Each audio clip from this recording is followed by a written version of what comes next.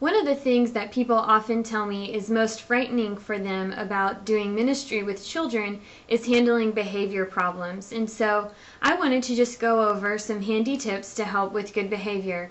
Now, these won't work all of the time, and most of you have experience as parents or working with children before to bring to this as well, but I just wanted to share some of the things that work best for me.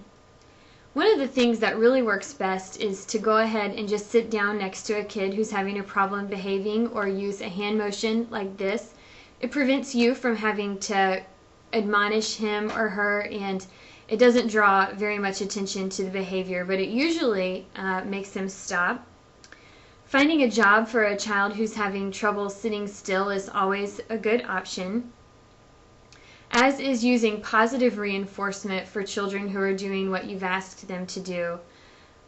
Positive reinforcement is always good, and it's never bad.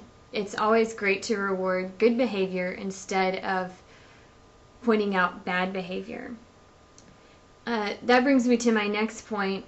Try not to constantly point out bad behavior. There's usually nothing good that can come out of that. Either the child is getting the attention that they're looking for with the behavior, or they become demoralized from hearing so many times, can you please stop this, or can you please stop that? It just doesn't work very well.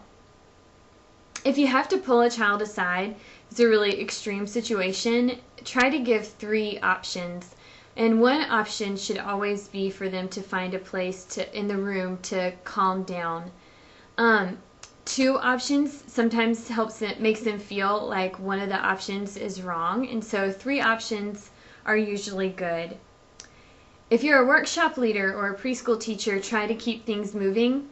I know sometimes that's difficult because different kids do things at a different pace, but as much as possible, keep moving from one thing to another.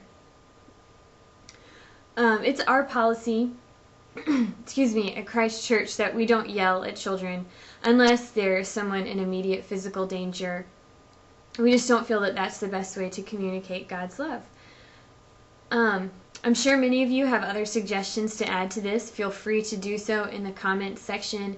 And always feel that if there's a problem that you really don't know how to handle and are feeling overwhelmed, please come and find me, and we'll find a way to work through it together.